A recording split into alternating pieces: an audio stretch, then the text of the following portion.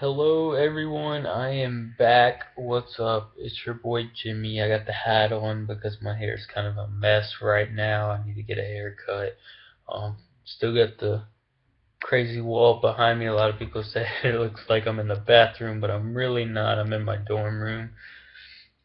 Today I'm going to be talking about my personal favorite house guest of all time, Big Brother US and Big Brother Canada. I know a lot of people are going to comment back disagreeing with some of my thoughts on some of the house guests, which I'm ready for. I love controversy. I love to start it. So if you disagree with me or agree with me, then you can comment on it. But let's just get started right away with by far, hands down, the best Big Brother player to ever play the game. No one can beat him. He is the best, hands down. I don't think anyone can argue with it. If they tried to, they probably just haven't seen. They probably started watching after Big Brother, after season 10 when Big Brother US started going downhill. But the evil Doctor Will. If you don't know him, well, you need to go back and watch season 7 and 2 because you should know him. He's the starter of Chilltown, the first villain in Big Brother. He was the ultimate manipulator, the puppet master, if you've ever heard that term used. Um, there's no one better than him, really not. He won his first season, and then he was in All Stars and came in fourth. But he's just the most manipulative guy ever to play the game. He has a way with words, definitely. And he's entertaining. He's so entertaining, and I think that's what makes a great Big Brother player, or a legendary Big Brother, I should say. There could be great ones like Derek, who was good at game, but he didn't have that entertainment value that Dr. Will or even Dan would have. Dan's my second, and everyone's usually close second to Dr. Will. Some people put him before Dr. Will, however, he definitely doesn't deserve that because Dr. Will's first. There's no one that beat him. There's no one that's ever gonna beat him. He's just the man. That's all it is. So yeah, as you can see, I'm a huge Dr. Will fan. So it's not biased either because most people are. It's a common thing for a super fan for sure to say that Dr. Will was the best player ever because it's pretty accurate and it's pretty true. But then next we have Dan, and a lot of people argue that he's better than Dr. Will. I don't see it because Dr. Will didn't need competitions to save himself. He did it strictly with his words. Um, and through both the seasons, he never won a single HOH or veto competition. Yet he won the game and made it to fourth in All Stars. And if he wouldn't have been evicted fourth, he would have won All Stars. So I just don't see how they could even compare to Dan, great player, very entertaining. He Some of the most memorable moments in Big Brother came from him as well, much like Dr. Will. However, he wasn't the first to do it. Dr. Will was, and he won competitions. He didn't just go by on his words. Um, and I think that's a huge difference. They played a similar game, but Dr. Will just played it better, in my opinion. But that's nothing to take away from Dan. Dan was an extraordinary player, and he very entertaining to watch. A lot of people say he should have won Ian's season, but I've heard the argument that too, and I kind of agree with it, is that getting to the final two isn't the whole point of the game. The point of the game is to win. So when you're evicting people, you have to talk to the jury, and you have to get them on your side, and you have to give them a reason to vote you. Dan didn't do that season, and that's exactly why he didn't win. So he played a great game up until the final two, but he didn't play a game that was going to get him the win because he didn't cater to the jury's needs, which Dr. Will does perfectly. If Dr. Will ever made it to a final two, the jury was going to be convinced that he was the best player that season, and they were going to give him the money. That's just Dr. Will.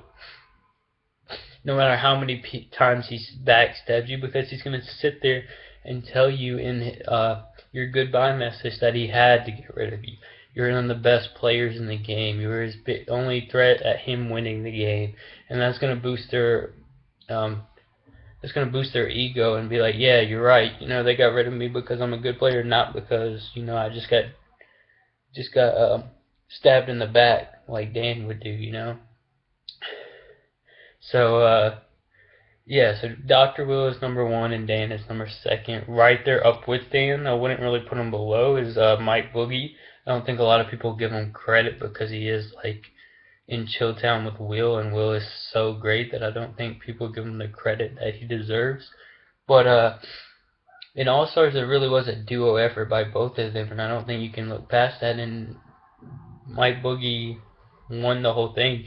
And if you're gonna go just off episodes and winning, it would be easy to say that Mike Boogie was the best of all time because he's in the only All Star season ever. He was the winner, and I don't think you can look past that either. Um, I think he should definitely be up higher on people's list. He is a little more arrogant and sticks out more, but I think Boogie's a good player. I didn't like the coaches twist at all. So when it came back that season and he got an early evict, that wasn't fair in my opinion at all because he had the coaches game one. He thought he was there to be a coach and he had that game one. And so I think Boogie is definitely right up there with Dan or right below him. So that's my third favorite. My fourth favorite now would be Derek. I think Derek played a great game, Big Brother 16. A lot of people give him crap because they say there was no good players in 16, but um, I think he just outshined all of them. I think if he wasn't there, of course players would have stepped up and been seen as the good players that season. But Derek just controlled everything. He was a great player, and I think he would have been one of those legendary players if he would have been more entertaining. If he would have had Zach's personality and been able to play the game that he played, then yeah, I think he would have been a legendary character. But I think he's going to be fourth or fifth on people's list just because he wasn't that entertaining. But far game wise, he didn't go up on the block with a season filled with more opportunities to go up on the block than any other season, and he ended up winning. I mean, great gameplay, one of the best players. I don't think he'd be great if he came back in the All Star season because he couldn't play the same game. But that's just kind of a wait and see thing. I hope they do another All Star season. We'll just have to wait and see. And my fifth greatest player of all time. This is my top five. This is where I was going to stop just on all time because I'm going to talk about other categories as well. And this is strictly U.S. I'm going to talk about Canada separate just because I feel like they're completely different games. It's hard to compare them. But so yeah, my fifth favorite player is Evil Dick. When I watched this season again, I think a lot of things went his way for him to win, but he was still a huge part in him getting to the final two. I mean, he made the efforts to. I think America had a big say in him winning, which is surprising because you wouldn't think America would like Evil Dick, but they did. They loved him, and that had a big influence in him winning with America's player Eric, who I would say is one of by far the best players to never win Big Brother. He was super fan, super genius at the game, did great strategy, and I think that did help Evil Dick out a lot. But I mean, if you could be like Evil Dick and get on people's nerves and win the game, then you deserve to be up in the top five in anyone's top five. So hats off to Evil Dick and the rest of the top five. That's my favorite house guest US of all time as far as gameplay goes. And a lot of people will put people who didn't even win or people who because if you notice, all my top five players won, and a lot of times people will put people who didn't even win in their top five, and they say it's for entertain. That's why I think there should be two. You should have two top lists, one for playing the game and one for entertainment, because they're completely different. Zach was an entertaining character, but he was one of the worst game players ever to play. But and Derek wasn't entertaining at all, but he was one of the best game players to play. So you can't really put them hand in hand, and that's why I'm separating my list. But but yes, and then when people say Rachel is their number one and stuff like that, it's just I don't understand. I'm assuming that you haven't seen past Big Brother 11 or 12, and if that's true, really go back, and I hope your mind changes because Rachel wasn't a good player at all. Her social game was horrible. She had no strategy. There were seasons she won. She got lucky because they put 6 house guests that have already played in house full of newbies with a twist that the old Houseguest could use to their advantage, and that's exactly what they did. And she pretty much had a one of them were gonna win. One of them states were gonna win from the very beginning because they had such a great advantage in numbers and because they were returning Houseguests.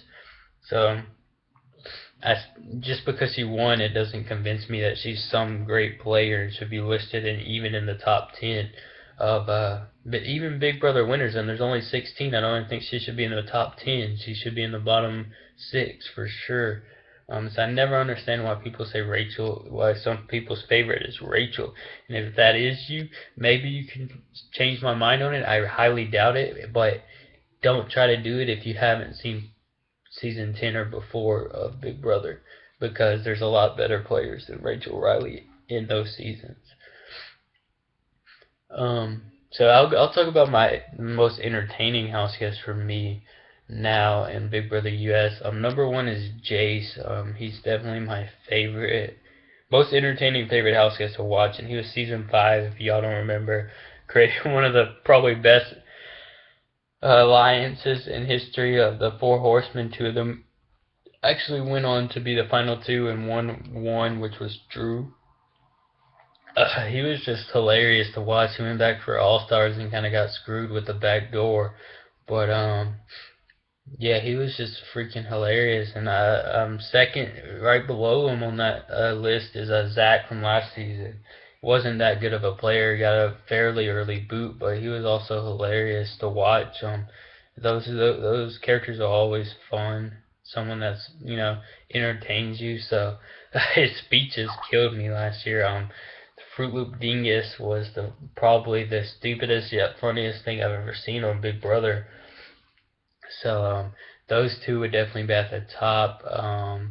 Brittany, I went back and watched that season because a lot of people are Brittany fans from season 12, and I wasn't sure why. I mean, I didn't really see anything special about it the first time I watched it. I was like, she got carried along by the brigade and cut off. But that's because I am more of a gameplay type person. I don't watch Big Brother for the fights and the showmances. I watch to see some people strategize and win the game. Um, but when I watched her back, I watched her diary rooms, and every time she came on, it did make me laugh. So I can see from an entertainment standpoint why she'd be one of the favorites, and I would put her up there in my list too. And there's really not many other people, because like I said, I don't watch the show for show dances and stuff like that. So entertainment wise, US, I can't think of a whole lot of people that are really just entertained me so much in one season where I'm like, oh yeah, they're awesome.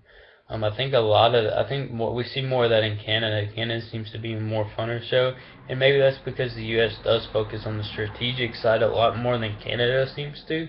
Canada likes to throw in some fun, easy, their task and all that in there as well, which I think is great. I love Big Brother Canada. It's awesome. I'm excited for the new season. If y'all don't know, I'm drinking chocolate milk. That's probably going to be a thing throughout my videos because it's awesome and I love it.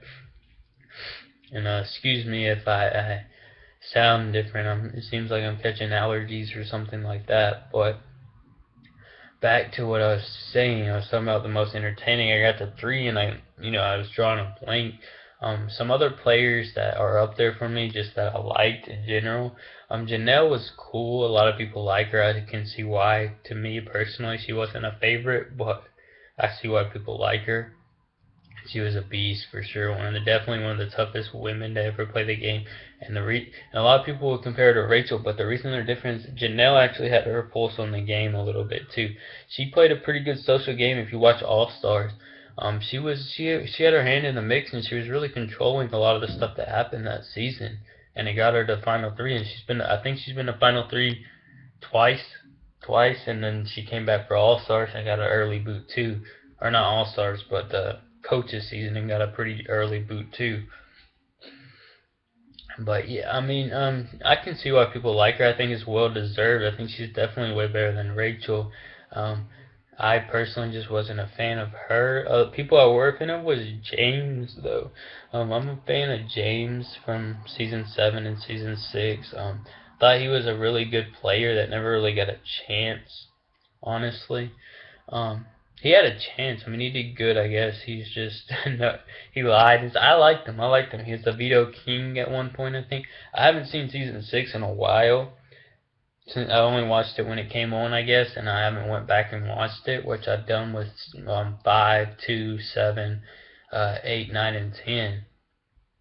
So I really do need to go back and watch it so I can kind of talk about him a little better. But from what I saw in season 7, I really liked him, and I liked Danielle from season 7 and season 3 as well. I think she's one of the best females to ever play, and probably one of the best people to never win the game. Uh, she's so strategic in her ways and just an overall amazing player. Um, and if you notice, most of the people I'm talking about are season 10 and below. There's not. I don't think there's been as great a cast since season 10.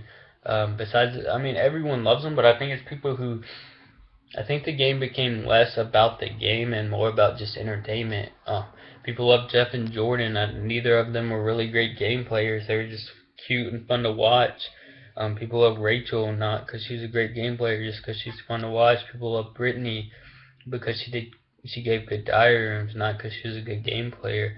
So I think the whole liking people for their gameplay kind of went out the window a little more, and they appealed more to the entertainment side of the show, which I'd like to see a little bit because I feel like a lot of the cast has been more dry. There hasn't been a lot of good players lately in the past several seasons, just one or two, and those are usually the ones that either win it or have a say in who wins it, because that person is in their alliance and they take them far. So hopefully we see some more strategic players in the future. But if I'm wrong, if you like people from past season 11, with the exception of the Brigade season, because I mean the Brigade had a pretty good strategy in my mind. I liked Matt, and he kind of got screwed over by him. So I mean after that I didn't really care for any of the rest of the Brigade besides Enzo. Enzo was cool too, but yeah, I mean, besides that season, I didn't really care for any other seasons besides 16 as well. If you have favorite people from that season, I would love for you to tell me why and you've seen season 10 and the ones earlier than that, why you think they're better than those or why not. I'll probably do a video where I rank the seasons as well, and I shall tell a lot of those seasons, with the exception of 16 and 12, will be at the very bottom just because I didn't find them entertaining.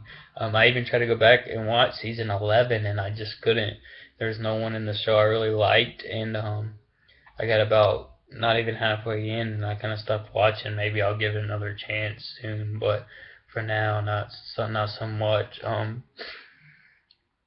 But so we've talked about my top 5 as far as overall strategy and entertaining and whatnot, and then we've talked about just the entertaining aspect of it. People that I thought had a good shot. Really, there's only 2 people that I thought could have, 2 or 3 people that I thought were really good that never won. Eric from season 8, Danielle from season 3 and 7, and James from season 6 and 7. I thought they all had potential to win, but they just weren't the best people in their season, or something went wrong for them. The best alliances, duos in the season.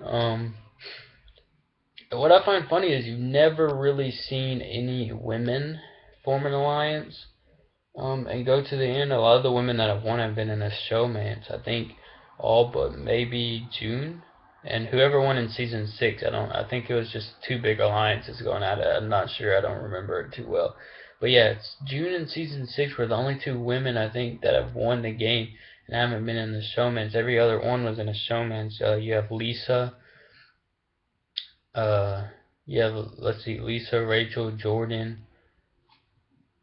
I think only 5 women have won, so that's them 3, and then those 2, and then of course Jillian from Big Brother Canada was in the showmance and won as well. So there's not really any women alliances to talk about as the best. So and I think their best move is to be in a showmance. If you're a woman and go on Big Brother, that's probably what you should do. But as far as the best alliances go, Chilltown's definitely number 1. with Will and Mike Boogie. You didn't get to see it a lot in season 2. It was more strictly Will, but in season 7 they ran the house and it was awesome television to watch. And they were really the only alliance that said we're a duo, we're an alliance, and they were able to get to the final four together, and that just shows their skills in the game. Another good duo is when Dan's season, and he got later in the game he got with Memphis. I think they called themselves the Outlaws or something. That was a pretty good alliance too. They made final two. Very interesting alliance. It was made later in the game though, so it was kind of it wasn't one of those alliances from the beginning that run through the game.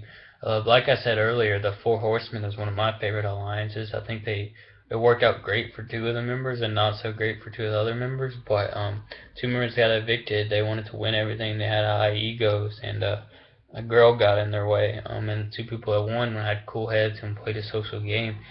And Drew won that season. I think Drew was a very deserving winner too. I think he played a really good game too. He's one of those I would rank up there fairly high as the winners go. So there's that alliance. That was a good alliance. And then the Brigade. Everyone loves the Brigade. I wouldn't put them above any alliance I've talked about already, but they did have a very good plan. I think it was pretty much the same thing with the Four Horsemen. It was just executed better. So as people thinking like they invented the four person guys alliance, it's not really true.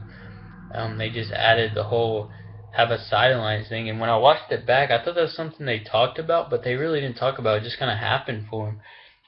So I don't think there's any really mastermind in the brigade to give them credit for what they did. It's strictly a numbers thing too. It's not really that complex of a thing to do if you all get along, and it's not really.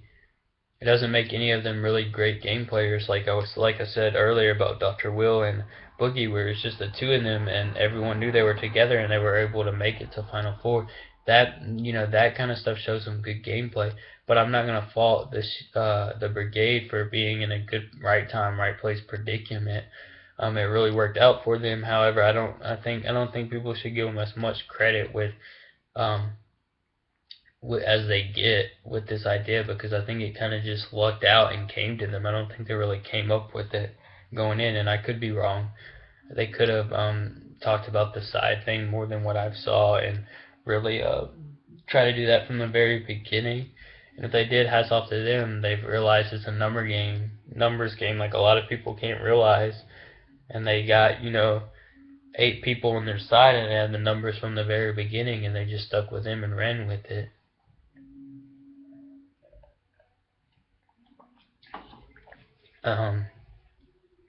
But other than that, those are about the best alliances. The Hitmen were pretty good, although Cody pretty much just did whatever Derek told him to. But I still liked him. Cool alliance, nice name. It was pretty cool. They made Final 2, which I think why duos are almost better than big alliances are. If you are in a 4-person alliance, you should have your duo, because a lot of duos make it to the end. Out of the ones I said, Will and Boogie would have made it to the end if Janelle wouldn't have cut Will at the very end. They had it played perfectly, and that just one mishap is what messed that up for them two. Memphis and Dan made it to the end. Cody and Derek made it to the end. Drew and Cowboy, which were a part of the Four Horsemen, made it to the end. They kind of had their duo bromance going on there. So yeah, I think that's a very good strategy. It seems to work a lot. Hayden and Lane, another duo that makes. So there's a lot of guy duos that make it to the end just by doing that. I think it's a very smart move for them. And now I guess we'll move over to Canada for the people that watch that, and I can talk about some of my favorite people from there. First of all, let me just say Tala is like love for me. She's amazing. One of the most entertaining, more entertaining than Jace, and Jace has been my favorite since season 5, entertainment-wise. She was just awesome, so bubbly. Her personality was hilarious to watch, made me laugh so much. Not that I ever think she could win Big Brother, but she definitely did good for what she was given. I mean, what did she come in 4th? And really, with the whole Gary comeback and all that, she probably would have came in 3rd. but still, she did great. She was hilarious to watch, very entertaining. Hopefully, I can meet her sometime. Who knows? If I ever get on Big Brother, that'd be awesome.